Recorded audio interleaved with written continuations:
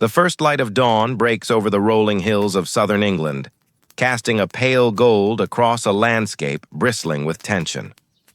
The air hangs thick with the scent of damp earth, smoke curling from scattered fires, and the faint metallic tang of weapons long unused. Somewhere in the distance, a horn sounds, a low, mournful wail that shivers across the waking troops. Each man, from the weary veteran to the fresh-faced recruit, tightens his grip on shield and spear, eyes darting over the horizon where the enemy waits. It is the year 1066, a year that will forever be etched into the memory of England. Two armies stand poised for a clash that will decide the future of a kingdom. On one side, King Harold Godwinson, the newly crowned Anglo-Saxon king, battle-hardened yet burdened with the weight of a crown claimed in turmoil. On the other, William, Duke of Normandy, cunning, disciplined, and determined to claim a throne promised to him by destiny itself.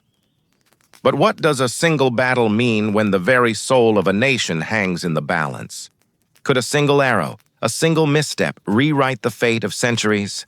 Legends whisper of a soldier, perhaps a Norman knight, perhaps an English huscarl, who trembled at the rising sun yet steeled himself for the day that could see kings fall and empires rise. Wide shots reveal the undulating terrain of Senlac Hill, the flurry of banners, the clatter of armor as horses paw the soil. From the viewpoint of the ordinary soldier to the distant watchers in nearby villages, every heartbeat carries the suspense of impending history. This is the dawn of the Battle of Hastings, where courage, cunning, and chaos will converge to reshape England forever. The stage for the Battle of Hastings was set long before the first arrow flew. England in 1066 was a kingdom teetering on the edge of uncertainty, a land rich in farmland, fortified towns, and centuries of tradition, but fragile politically and militarily. King Edward the Confessor, a ruler revered for his piety but criticized for his indecision, had died in January 1066, leaving no direct heir. This vacuum of power ignited a storm of competing claims, rumors, and schemes. At the heart of the turmoil were three men, each claiming a right to the English crown. Harold Godwinson, Earl of Wessex and a seasoned military leader, was swiftly crowned, a decision backed by the Witenagemot, the Council of Nobles. Yet across the Channel, William, Duke of Normandy, insisted that Edward had promised him the throne years earlier, a claim fortified by oaths allegedly sworn by Harold himself during a visit to Normandy. Meanwhile, Harold Hardrada, the King of Norway, also eyed the English crown, invoking distant Viking ties to the English throne. The stage was crowded, but two figures, Harold and William, would emerge as central actors in the drama that unfolded. Politically, England was a patchwork of loyalties. Anglo-Saxon earls controlled regional power bases, their soldiers loyal to local lords rather than the crown. Normandy, in contrast, was a centralized duchy with a professional army, trained and disciplined, accustomed to William's rigorous standards. The clash of these two military cultures, one rooted in traditional levies and housecarls, the other in feudal knights and archers, would shape the tactics and outcomes of the battle. Economically, the stakes were immense. England's fertile lands, trade routes, and ports promised wealth and influence. Controlling England meant controlling the flow of goods, taxes, and the loyalty of a population that, though wary of foreign rulers, could be swayed by promises of protection and stability. Socially, the kingdom was still healing from decades of Viking raids. The English population was resilient, but scars of conflict ran deep. Leading up to Hastings, key events amplified the tension. In September 1066, Harold Hardrada invaded northern England, landing at the River Humber with a formidable army of perhaps 15,000 men. Harold Godwinson, forced into rapid mobilization, marched north with astonishing speed, engaging Hardrada at the Battle of Stamford Bridge. There, the Anglo-Saxons triumphed, and both Hardrada and Tostig, Harold's own estranged brother, were killed. Victory, however, came at a cost. Harold's army was exhausted, depleted, And miles from home when William landed at Pevensey on the southern coast of England with a force of roughly 7,000 men, including cavalry, infantry, and archers. The news of William's arrival spread like wildfire. Villagers whispered of the Norman invaders, soldiers braced for another confrontation, and scouts carried urgent reports of ships unloading men, horses, and supplies along the Sussex coast. Meanwhile, William orchestrated an impressive logistical feat, securing a beachhead, constructing fortifications, and sending messages to allies in England, promising rewards for loyalty. His troops were disciplined, battle-ready, and accustomed to coordinated maneuvers that would soon challenge the Anglo-Saxon shield wall. Amidst this, human stories emerged. In Hastings' surrounding villages, families hid, listening to the clatter of armor on cobbled streets, hearing rumors of a king's wrath, of strangers who spoke a strange tongue and carried banners unfamiliar to English eyes. Soldiers wrote letters home in runic shorthand, fearing they might not return. Leaders on both sides made decisions that would carry immense consequences. Harold's council debated whether to rest after Stamford Bridge or rush south to meet William, weighing the exhaustion of his men against the threat to his crown. William, by contrast, held war councils with a cold, calculated precision, understanding that every day of delay allowed Harold to strengthen defenses. Maps of England reveal the strategic chessboard on which these decisions were made. The northern and southern campaigns intersected not only geographically but psychologically. Harold, carrying the burden of two exhausting marches, faced a Norman army fresh and eager for conquest. Normandy's disciplined formations, cavalry charges, archers, and infantry coordinated in advance would test the mettle of England's stalwart housecarls and local levies. Thus, the Battle of Hastings was more than a meeting of armies. It was the collision of claims, cultures, and military doctrines. Every choice, from which routes to take to when to engage the enemy, was magnified by the stakes. The throne of England, the lives of thousands, and the future of a nation poised on the brink of transformation. As the sun dipped and the day of battle approached, suspense thickened like the mist over Senlac Hill. One question lingered in every mind, whispered in the camps and echoed across the hills. Which king would survive? And which kingdom would be reshaped forever? As the sun rose over the Sussex countryside, the preparation for the impending clash took on an almost ritualistic intensity. Senlac Hill, a ridge overlooking rolling fields and dense woodlands, became the silent witness to a gathering storm. Soldiers of both sides moved with purpose, each step heavy with anticipation, each glance measured for friend and foe alike. For Harold Godwinson, every decision mattered. He had marched south from Stamford Bridge with incredible speed, covering nearly 200 miles in just 2 weeks, bringing his men to the battlefield exhausted but resolute. The Anglo-Saxon army, numbering roughly 7,000, was a compact but formidable force. At its core were the housecarls, professional warriors armed with deadly two-handed axes and sturdy kite shields, capable of holding the line against cavalry charges. Surrounding them were the fyrd, levied troops drawn from local shires, farmers, laborers, and craftsmen armed with spears, bows, and basic armor. Their loyalty was steadfast but untested in the coordinated chaos of a full-scale battle against Norman knights and archers. Harold arranged his men into a shield wall along the crest of the hill, a defensive position designed to exploit the terrain. Behind them, banners fluttered, each representing an earl or region, a symbol of unity under a king whose leadership would soon be tested to its limit.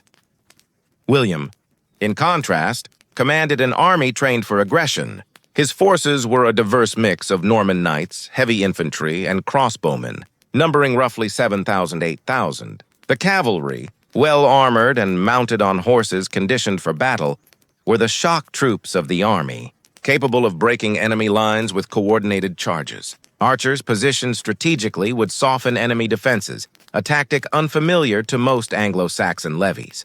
William personally oversaw the arrangement of his forces, pacing the encampment like a general composing a symphony of war. Each unit was drilled, each order rehearsed, and each soldier reminded of the prize that awaited them, the crown of England. Psychological preparation was as critical as physical readiness. Norman priests blessed the banners and swords, invoking divine favor for the campaign. William himself performed a ritual that combined both faith and theatrics, riding before his troops and swearing oaths of loyalty, courage, and vengeance. The men responded with cheers and the clash of weapons on shields, a thunderous prelude that echoed across the countryside. Soldiers' fears were present but contained, replaced in part by adrenaline and the magnetic authority of their leader. On the English side, Harold walked along the shield wall, speaking in low tones to his commanders, offering encouragement, reminders of their oath to defend the realm, and subtle warnings of the Norman tactics they might encounter. Civilians peered from the edges of the forests and hills, anxious and wide-eyed, witnessing the preparation that would either protect or destroy their villages. Logistics and terrain played a decisive role in the preparations. The Normans secured access to water sources, created temporary fortifications, and scouted the surrounding woods for hidden approaches. They understood that the English shield wall, positioned on higher ground, gave Harold a formidable advantage, but also that patience, feigned retreats, and targeted cavalry maneuvers could unravel even the most disciplined defense. The Anglo-Saxons, meanwhile, used their knowledge of the local landscape to fortify the hill's flanks and ensure that any Norman advance would be slowed by natural obstacles, muddy fields and the rising slope. Intelligence gathering was limited but critical. Spies and scouts moved between camps, noting the positions, numbers, and condition of the opposing forces. Rumors circulated, sometimes accurate, sometimes fabricated, adding tension to every council meeting. Harold worried that his weary army might crumble under sustained pressure, while William calculated how to exploit every weakness, physical, psychological, and tactical. Many stories of human courage and doubt dotted the encampments. A young housecarl whispered a prayer to his ancestors, clutching the axe that had belonged to his father. A Norman archer, barely 16, hid trembling behind his shield, determined to prove his worth. Leaders wrestled with decisions that would reverberate for centuries, whether to hold firm, attack first, or gamble on maneuvers designed to test the enemy's resolve. Each choice carried a weight that could tip the balance of fate. As twilight descended, the tension thickened. Smoke from cooking fires mingled with the mist rolling over the hills, creating a spectral battlefield in shadow. Soldiers imagined the clash to come, the thunder of horses, the screams of men, the spray of blood in the cold morning light. Every heartbeat pulsed with the knowledge that by sunrise, the quiet fields of Sussex would become the crucible of England's future. The stage was set, the pieces were in place, and history, waiting patiently, poised for the decisive move. The morning of October 14, 1066, arrived shrouded in fog and tension. From the crest of Senlac Hill, Harold Godwinson could see the distant shimmer of Norman banners on the horizon, a kaleidoscope of color swaying in the wind. His men, exhausted from the march south, stood shoulder to shoulder, shield to shield, forming the iconic wall that had defended England against countless foes. Spears braced, axes gleaming, and the occasional muttered prayer filled the silence, punctuated only by the restless stamping of horses in the Norman lines below. William, ever the tactician, signaled his forces. The Normans began with volleys of arrows, the shafts cutting through the morning mist with a hiss. The English shield wall absorbed much of the barrage, yet the sound of splintering wood and the occasional scream reminded all of the deadly stakes. Arrows struck men and horses alike, and for the English, this opening assault was both a warning and a test. Their discipline would determine survival. The initial clash came mid-morning. Norman infantry advanced, meeting the housecarls at the center. The ground shook under the charge of armored knights, the clash of metal ringing like church bells announcing doom. William himself rode along the front lines, brandishing a sword, rallying his men, and observing the integrity of the shield wall. Harold, atop his horse behind the ranks, shouted orders, repositioned troops, and personally swung at any who faltered under pressure.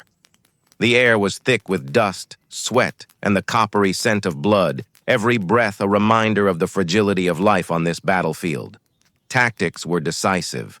The Normans employed feigned retreats, a maneuver unfamiliar to the Anglo-Saxons. Groups of Norman cavalry pretended to flee, luring sections of the English shield wall down the slope where disciplined counterattacks could encircle them. At least twice, English men broke ranks, chasing the retreating enemy only to be struck by flanking horsemen, cutting them down in brutal, swift strokes. Yet the housecarls' resolve remained formidable. Shield walls held, axes swung, and for hours the battle seemed locked in stalemate. Midday brought a pivotal moment. According to legend, an arrow struck Harold in the eye, a fatal blow that would shift the momentum irreversibly. The king's fall was at first unnoticed by many, but as word spread, morale faltered. The psychological impact was immediate. Men who had fought with unwavering loyalty found themselves leaderless, their courage shaken. William seized the moment, ordering a relentless push. Cavalry charged, infantry pressed, and the Norman crossbowmen unleashed another torrent of deadly projectiles. Amidst the chaos, stories of heroism and tragedy emerged. A housecarl, wielding a massive two-handed axe, reportedly held a gap in the line long enough for dozens of comrades to retreat to safety, falling only when surrounded. A Norman knight, seeing a comrade wounded, lifted him onto his horse and rode into the fray, cutting down anyone who blocked their path. Civilians who had fled to nearby woods watched in awe and terror, hearing the distant screams and clatter, feeling the vibrations of the ground under their feet. The battlefield was a living organism, chaotic, relentless, and merciless. Terrain played a decisive role. The ridge gave the Anglo-Saxons an initial advantage, forcing the Normans to charge uphill, exhausting horses and men alike. But as the day wore on, fatigue set in on both sides.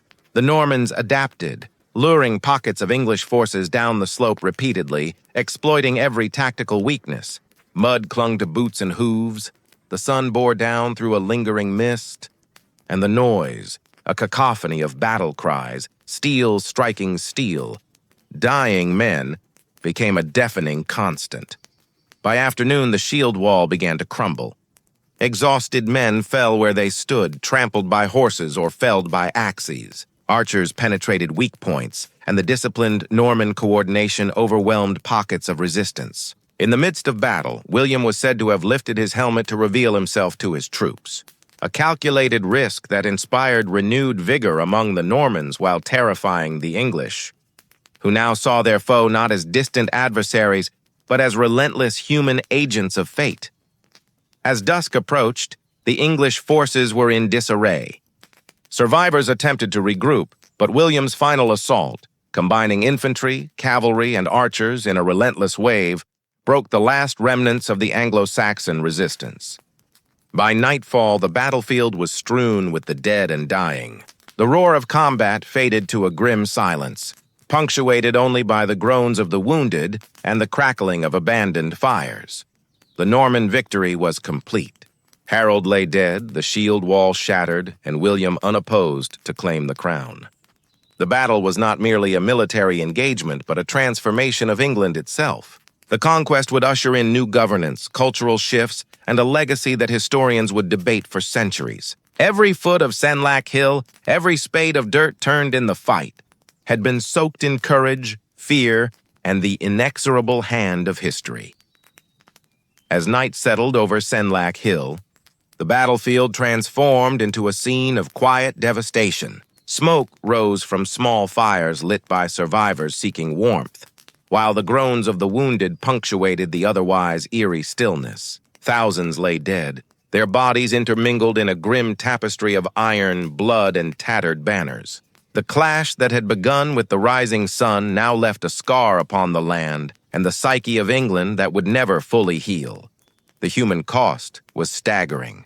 Contemporary estimates suggest that Harold's army suffered heavy casualties, including nearly all of his housecarls, the professional warriors who had formed the backbone of English defense. The feared, hastily raised levies were decimated, leaving villages across southern England vulnerable and mourning. Norman casualties, while lower, were significant among infantry and cavalry, a testament to the stubborn resistance offered by the Anglo-Saxons.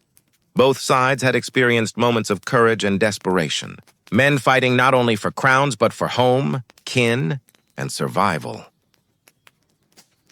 William surveyed the aftermath from the crest of the hill, his figure silhouetted against the fading sun. In his eyes lay both triumph and the heavy burden of leadership, the cost of victory etched into the ground beneath him. Reports of Harold's death reached him swiftly. The king's body, according to legend, had been recognized by a crown and bloodied garments, a symbol of the end of Anglo-Saxon rule. The psychological blow to England was profound. The death of a leader in battle, witnessed by his own men, sent ripples of fear and despair through towns and villages. Civilians, many of whom had fled to the forests or sought shelter in villages, began to emerge cautiously. They found fields littered with weapons, broken shields, and the fallen. Families mourned relatives. Farmers wept over destroyed crops, and the local clergy hastened to tend to the dying, chanting prayers for the souls of the lost. Some chroniclers recorded acts of kindness amid the horror, Norman soldiers aiding wounded enemies or villagers burying the dead, fleeting reminders of humanity in the midst of chaos. Territorial changes followed immediately. William, having established control over the battlefield, moved quickly to consolidate his position. Fortifications were erected along key routes, garrisons stationed in strategic locations, and local leaders either swore allegiance or faced the consequences of resistance. The conquest, while still incomplete, had begun in earnest. England, once a unified kingdom under the Anglo-Saxons, now faced the inexorable expansion of Norman rule. For the soldiers, the aftermath was a mixture of exhaustion, grief, and awe. Survivors on both sides grappled with trauma, witnessing friends and comrades fall, and the surreal transformation of familiar landscapes into scenes of carnage. Norman knights, though victorious, understood that securing victory was only the beginning.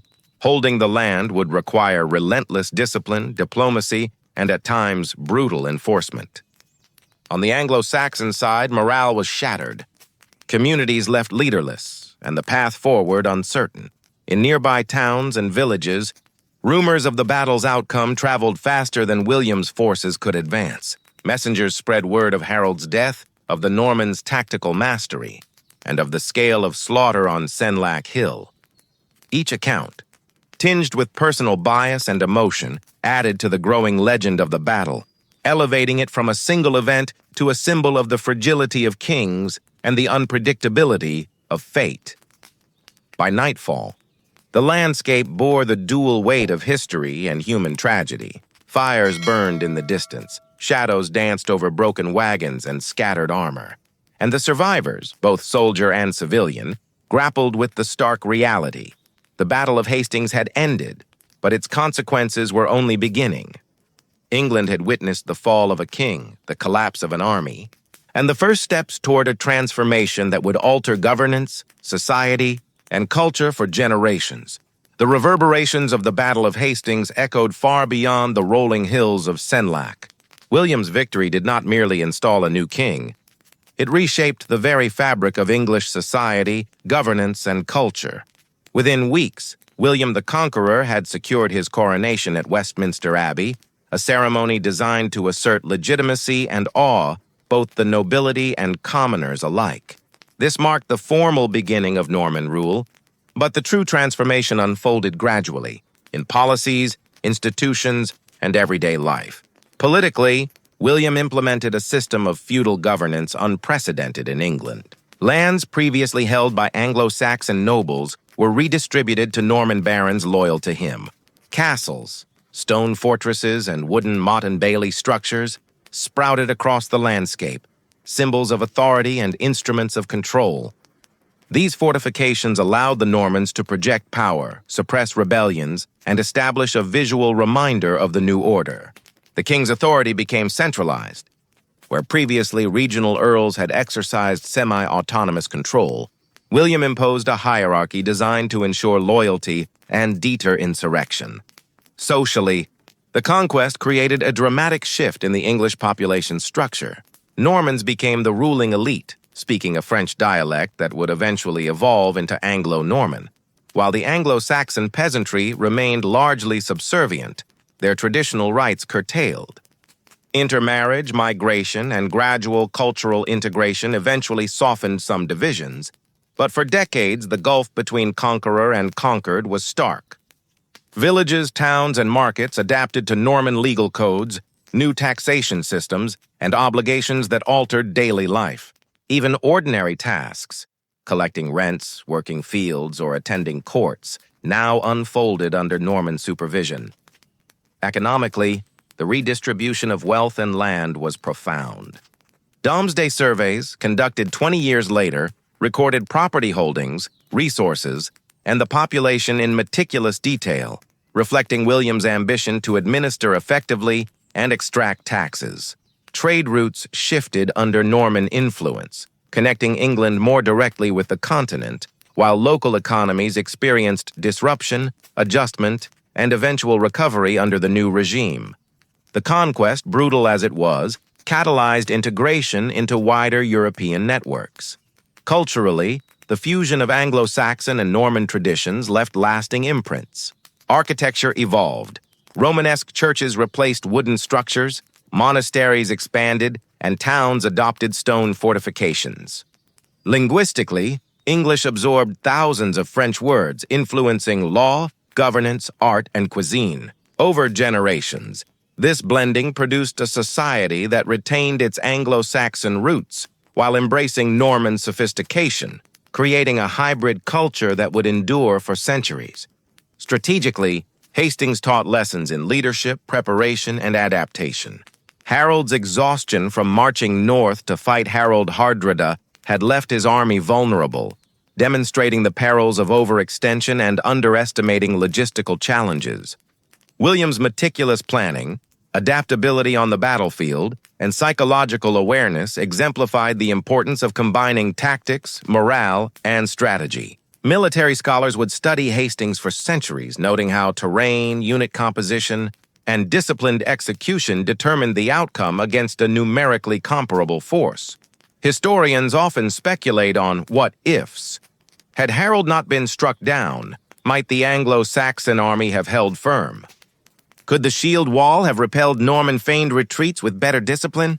Such questions linger in England's historical imagination, a reminder that the line between victory and defeat is often perilously thin, dictated by leadership, chance, and the courage of ordinary soldiers. Memorials and chronicles cemented Hastings in cultural memory. Tales of bravery, treachery, and heroism were recounted in oral tradition, later immortalized in manuscripts such as the Bayeux Tapestry. The visual narrative depicted key moments: the storming of the hill, Harold's demise, the Norman advance, ensuring that the story of conquest was preserved not merely as history, but as legend.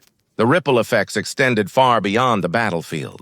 Norman legal systems, land management, and administrative reforms laid the foundations of English governance for centuries. Nobility learned to navigate the dual pressures of loyalty to the crown and management of local populations. The monarchy's authority, once decentralized, became centralized and more enforceable, shaping the political landscape into a structure recognizable in later medieval England. Yet, even as Norman influence expanded, the memory of the Anglo-Saxon past persisted. English peasants, clergy, and minor nobles remembered their fallen king and the old ways. Resistance flared sporadically in the years following Hastings, most notably in the north, where rebellions met with harsh reprisals, including William's infamous harrying of the north. These events highlighted the human cost of conquest and the fragility of imposed order. In the end, the Battle of Hastings was not a singular event, but the opening chapter in a transformation that reshaped England politically, socially, and culturally. The Normans' disciplined approach to warfare, governance, and integration forged a new society from the wreckage of the old, while lessons in leadership, preparation, and adaptation resonated through history. Hastings became more than a battle. It became a pivot point, a lens through which the complexities of conquest, human ambition, and historical consequence could be examined. The Battle of Hastings stands as a testament to the profound impact of leadership, preparation, and human resilience. It was not merely a contest of arms, but a confrontation of strategy, endurance, and willpower that reshaped a nation forever. In the span of a single day, the trajectory of England changed. Kings fell, armies were shattered, and centuries of tradition were challenged and transformed. From a strategic perspective, Hastings highlights the necessity of planning, adaptability, and psychological insight. Harold Godwinson's swift march north to confront Harold Hardrada exemplified courage, but also illustrated the peril of exhausting one's forces before facing a second, equally determined enemy. William's triumph, by contrast, was the result of meticulous logistics, the disciplined training of his army, and an understanding of both terrain and human nature. His use of feigned retreats to manipulate the English shield wall demonstrates that victory often favors those who combine ingenuity with timing and observation.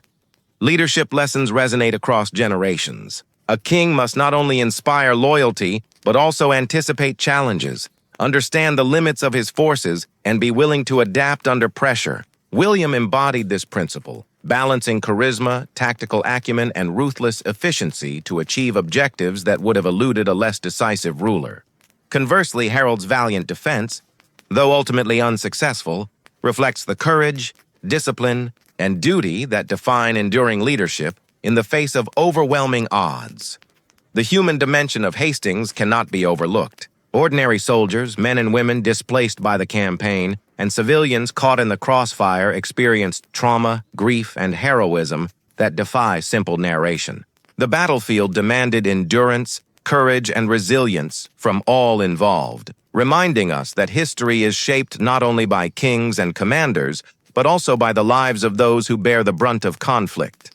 These human stories, small gestures of bravery, acts of mercy, and moments of despair, remain as compelling as the strategic narrative itself. Culturally and politically, Hastings offers enduring lessons in transformation. Conquest brings both devastation and opportunity. Societal structures can be remade through the dual forces of coercion and integration. William's consolidation of Norman rule illustrates the delicate balance of power, loyalty, and governance necessary to transform victory into lasting stability. The ripple effects, feudal systems, legal reform, and linguistic integration demonstrate how a single military engagement can catalyze centuries of historical development. For modern observers, the battle encourages reflection on decision-making under pressure. Leaders in any field, military or civilian, may draw lessons from Hastings, the importance of preparation, the value of intelligence, the necessity of understanding both terrain and people, and the unpredictable consequences of choices made in moments of crisis. Hastings is a mirror, showing that courage alone is insufficient without strategy, insight, and adaptability. Finally, Hastings leaves a profound emotional imprint. The image of Senlac Hill at dawn, littered with the echoes of struggle, serves as a reminder of the stakes of human ambition and the costs of war. It is a cautionary tale, a narrative of triumph intertwined with tragedy, and a milestone in England's story. The battle's legacy continues to inspire reflection, awe, and study. A pivotal moment when history pivoted on a single day, a single hill, and the resolve of men who dared to shape the future. As the sun sets over the reconstructed landscapes, the lesson endures. History is made in moments of courage, calculated risk, and decisive action. The Battle of Hastings was more than a battle. It was the crucible in which a kingdom was forged anew, teaching enduring truths about leadership, human resilience, and the inexorable tide of change.